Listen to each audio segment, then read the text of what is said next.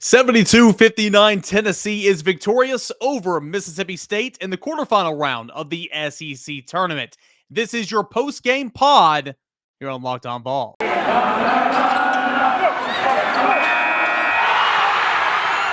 are Locked On Vols, your daily podcast on the Tennessee Volunteers. Part of the Locked On Podcast Network, your team every day. Hello, everybody, and welcome into this special edition post-game podcast here on Locked On Vols. I'm your host, Eric Kane. You guys know how the post-game podcasts work. Maybe you don't, because I've only done one prior to this one, but it's going to be a little shorter content, about 15 minutes. We're just going to get into the nitty-gritty of this game, immediate reaction, instant reaction, and my plan is to do this all weekend long as Tennessee continues to win. But I'm Eric Kane, host of this podcast. I also do radio at 99.1 The Sports Animal. That's a flagship station for the University of Tennessee. And I write for the rival site, that is volquest.com. Okay, so 72-59, Tennessee the 2 seed, Mississippi State the 10 seed. Stories of the game, well, Tennessee had 5 players scoring double figures, shot pretty well from the field, 50%, 42% from three. It made 8 of 19 three-pointers, which was solid. Mississippi State continued to struggle from three-point land. They were 5 of 48 in the last 5 games, which is really noteworthy. 6 of 17 in this ball game. And Tennessee forced 13 turnovers and scored 13 points off those 13 turnovers, which were pretty big in this game. Kind of similar to how this game played out back in January. Mississippi State shot a little bit more poorly in this one compared to what they did in January, but Tennessee shot around 49% the last game. Tennessee shot 50% in this game. You spread the wealth out a little bit in terms of who was scoring the basketball, and that's exactly what happened in this one. Overall, job well done for Tennessee. Defensively, a little bit of a struggle there in the first half. You had 37 first half points for Mississippi State that shot 50% from the field in the first half, but able to lock it down and allow only 22 second half points, which I thought was pretty good. Early in the first half, Kennedy Chandler, we're talking like 4 minutes into the game. Kennedy Chandler goes down, twists his ankle, goes out. You thought the worst. You feared the worst. He goes into the tunnel a little bit, trying to tape up that ankle, run on it, see how much he can do it. Pure adrenaline takes over. He comes back in and plays the majority of that first half. In fact, he played 27 minutes of this entire ball game, and in the first half, he played 18 of the 20 minutes, so he barely missed any time whatsoever. So I thought that was really key for him to come back in, and he had 9 first-half points, led all scorers, 9 first-half points. I thought that was really big for Tennessee to get out in a hurry. Now, didn't play as much in the second half, only finished with 11 points overall.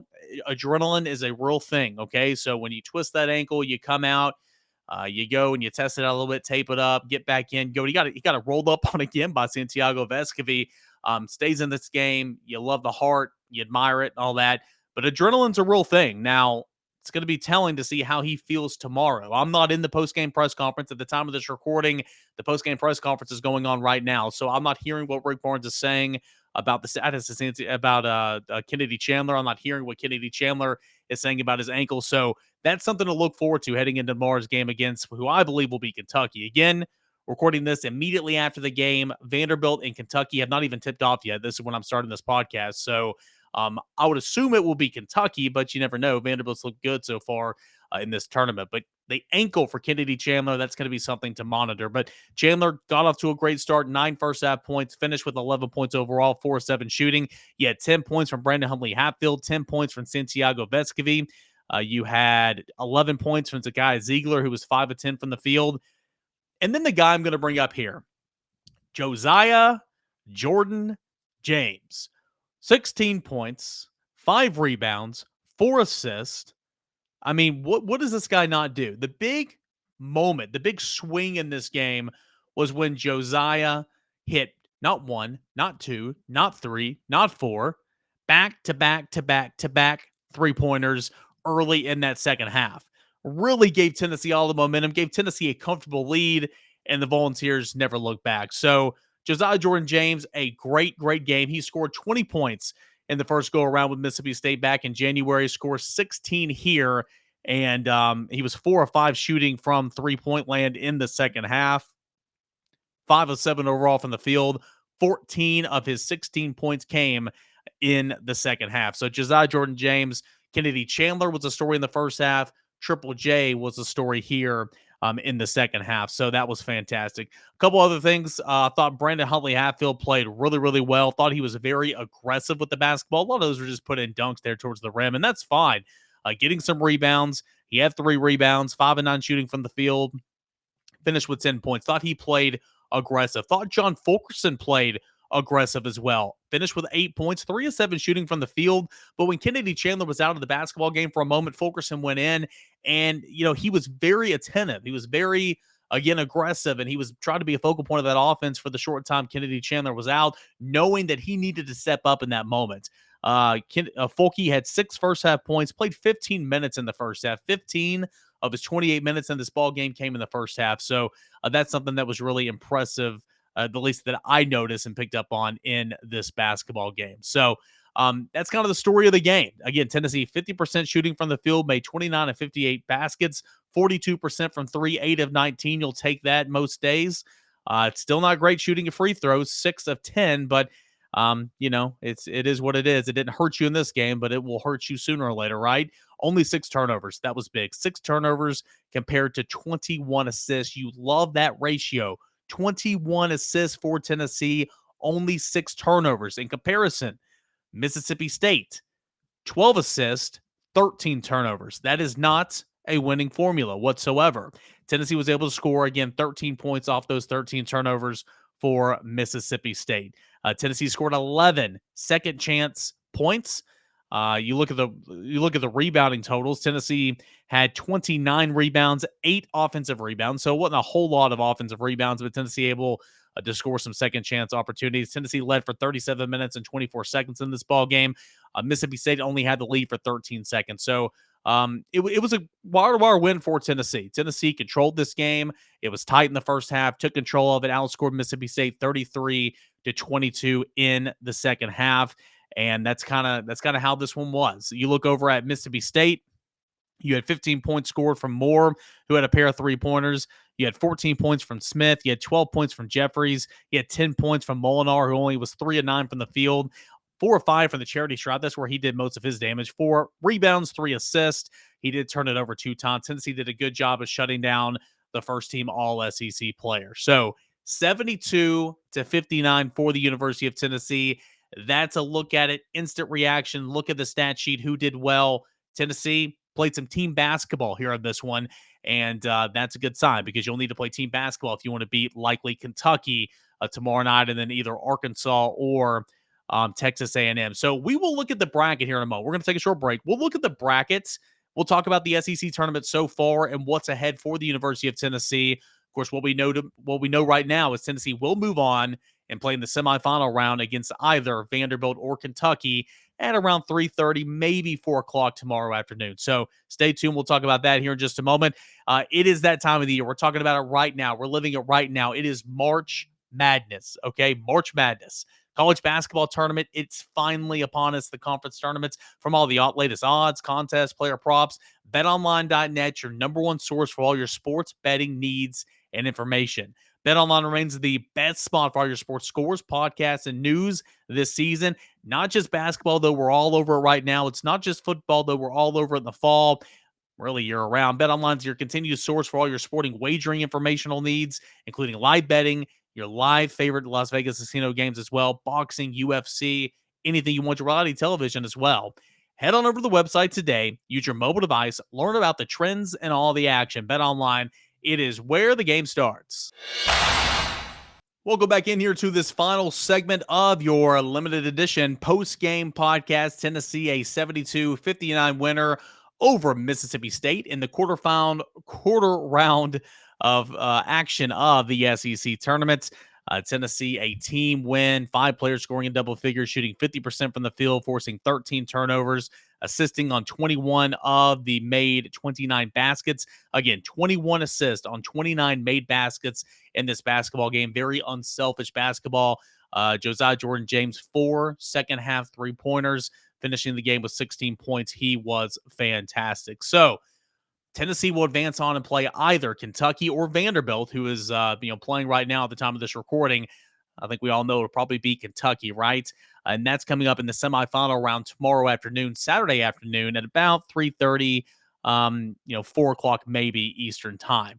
So that's what we have to look forward to tomorrow. Let's look at the top half of the bracket here for this SEC tournament. It's been a little wild, right? Let's go all the way back to Wednesday. Of course, Missouri took down Ole Miss. Conzo Morton, by the way, fired earlier today. So Conzo Morton and Tom Crean gone out of the SEC. Missouri then advanced on to play LSU, lost on Thursday. Florida nearly came back and took down Texas A&M in the final minute, forced overtime, but came up short. A&M advanced on.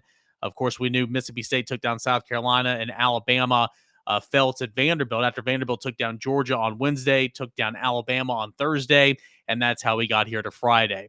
Top half of the bracket, Texas A&M and Auburn. Oh, my goodness. So I was on the air doing Sports 180 on 99.1 The Sports Animal, and let me tell you, I mean, Auburn was trash. Auburn was so bad in this basketball game. Walker Kessler played okay, but that shoulder is bothering him. You can really, really tell. Jabari Smith wasn't fantastic. He had a bunch of turnovers. I mean, they were getting beat by 20 points for most of points and times of this ball game.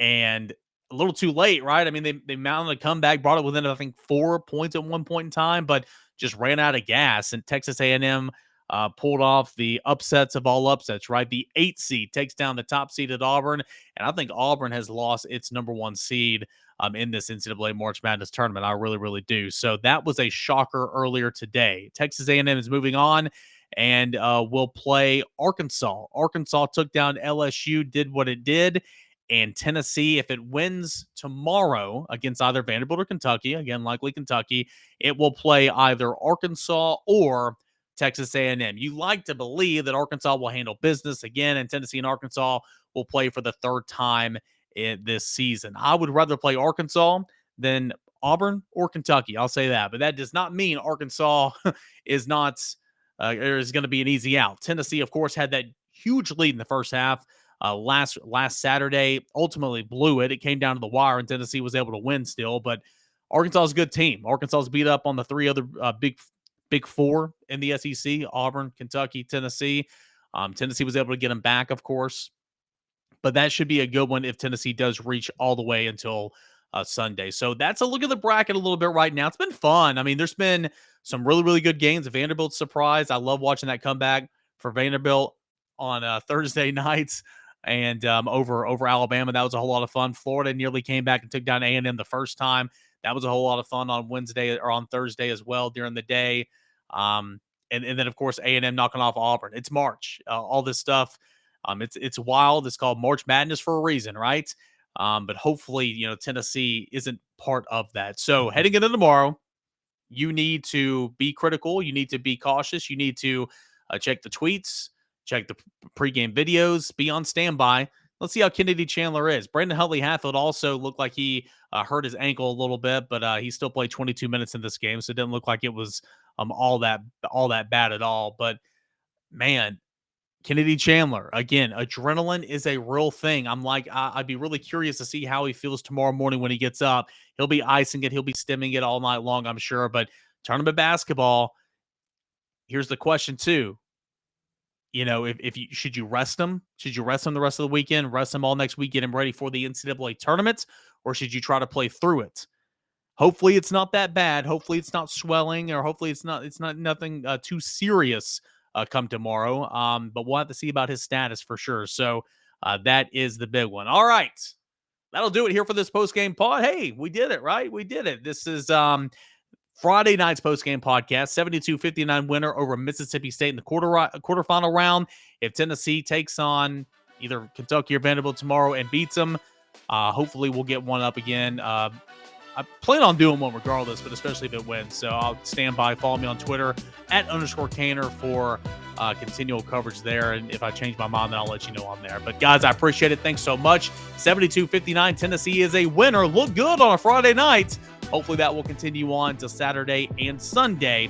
And we'll break it all down right here on Locked On Vols.